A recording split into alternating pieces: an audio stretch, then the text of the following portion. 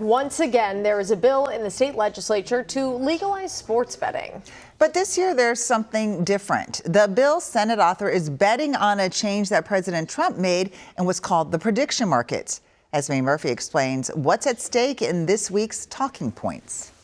Prediction markets are where participants can buy and sell contracts based on the outcome of future events, ranging from elections to sports. Obviously, I'm going to bet on UCLA.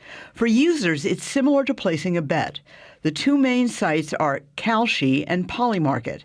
In this screen grab of the prediction site Polymarket, you could place a bet on everything from who will be the next prime minister of Denmark to how high crude oil prices will go to the NCAA basketball tournament outcomes. DFL Senator Nick Friends thinks the prediction markets are a game changer because they already allow what is essentially betting to happen in all 50 states. We're hoping people will take into account the fact that in the last year, the federal government's made some rulings that essentially allow prediction markets to, they claim, make sports betting legal in Minnesota.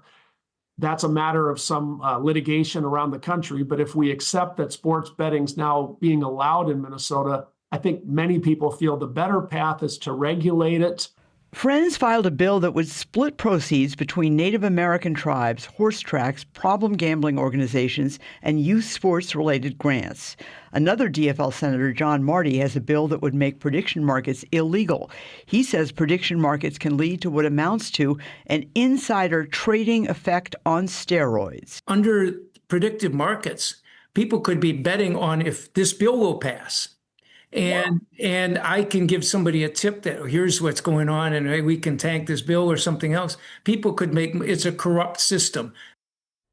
Oh boy. Yeah, and Esme Murphy joins us right now. So can you make a bet on one of these prediction market forms right now? Yes, technically it's called a contract, but yes, you can, and thousands of Minnesotans are doing it on sites like Kalshi and Polymarket every single day. And then what about Senator Marty's warning, really, that this could lead to a lot of insider trading? You're going to be hearing a lot about this. This concern is widespread and is being looked at in Washington, D.C. There are apparently federal investigations into large bets that were placed in the minutes and hours before the attacks on both Venezuela and Iran. So what about nationally, other states? I know you said D.C., but... Right.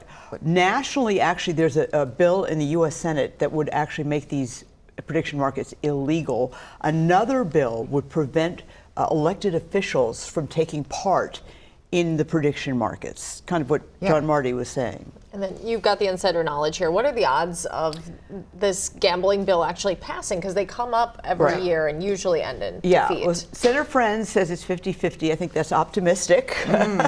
But for supporters, once again, for sports gambling aficionados, it's the support is bipartisan and the opposition is bipartisan. So what are the chances then of Senator Marty's ban on prediction markets? I'm not sure. He insists that he's got bipartisan support for making prediction markets illegal. I think it's awfully tough, though. This has been opened up. The cat's out of the proverbial bag. And so I think it's going to be tough to put it back in it. But he thinks there's a chance, and you're going to see efforts at the national level to try and restrict this as well. Interesting. But you think people will be hearing a lot more about this if they weren't aware of it already? Absolutely. If they're not betting on it already, yes. Okay, thanks, Esme. Thank you. You can see more of Esme's conversation right now or anytime by going to our YouTube channel. Just search Talking Points.